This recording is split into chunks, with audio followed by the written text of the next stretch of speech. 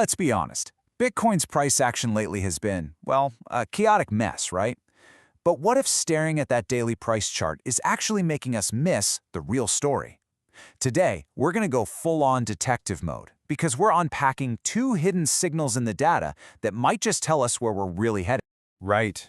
I mean, to the naked eye, it is pure noise. Just this tangled web of sharp drops, confusing little bounces, and a whole lot of what is going on. It's exactly the kind of market that's designed to shake you out and make you second-guess everything. And that's exactly what we're going to do. We're grabbing our magnifying glass and going under the hood of the blockchain itself. We're on the hunt for clues that tell a much clearer story than that noisy price chart ever could.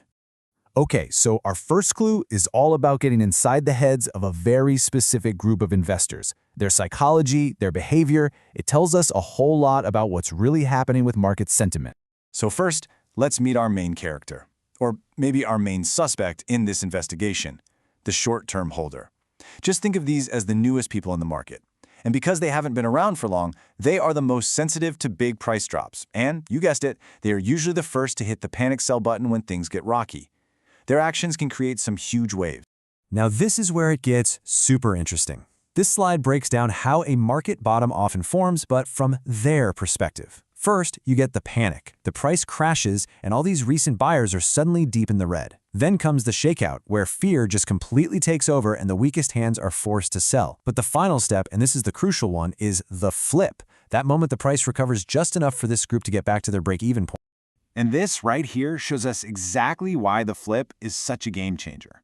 See, before that flip, when all those holders are underwater, every little price bounce is just met with this giant wall of selling. People are just trying to get out with a smaller loss. But after the flip, when they're suddenly back in the green or at least break even, the desperate selling pressure just vanishes. The panic is gone, and the market can finally breathe and start to move up again. Okay, so that's clue number one.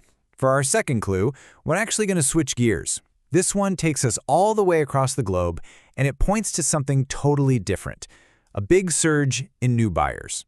This clue has a fantastic name. It's called the Kimchi Premium, and it's a really fascinating indicator. All it does is measure if Bitcoin is trading at a higher price on South Korean exchanges compared to everywhere else in the world.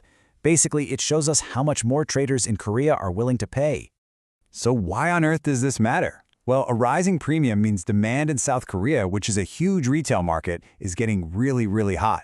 Buyers there are so eager to get their hands on Bitcoin that they're willing to pay more than the global rate.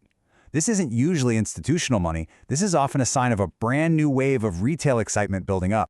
370%. Yeah, that's not a typo. That is the size of the rally that followed the last time this exact signal flashed back in October of 2023. When that Kimchi Premium flipped positive, it came right before a massive move in Bitcoin's price. It really shows you how powerful this signal can be.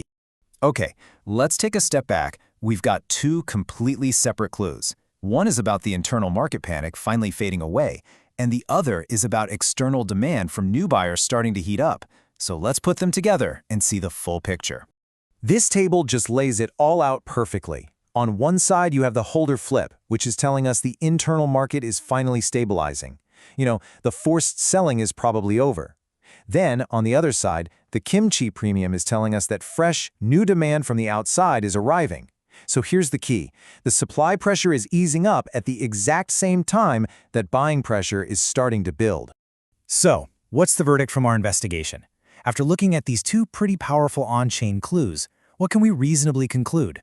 Well, the implications are actually pretty significant. What this all seems to be telling us is that the worst of the panic selling is likely in the rearview mirror, and with fewer people panic selling, the available supply of Bitcoin on exchanges is getting tighter. And then at the same time, we're seeing clear evidence of new retail demand coming in. You put those two together, and historically, that has been a really potent recipe for growth. And that really is the core takeaway, isn't it? This quote sums it up. The on-chain evidence isn't pointing to more chaos. It's suggesting that things are stabilizing and that the worst of that fear-driven selling might finally be over. Okay, but here's where we have to pump the brakes for just a second, and this is really important.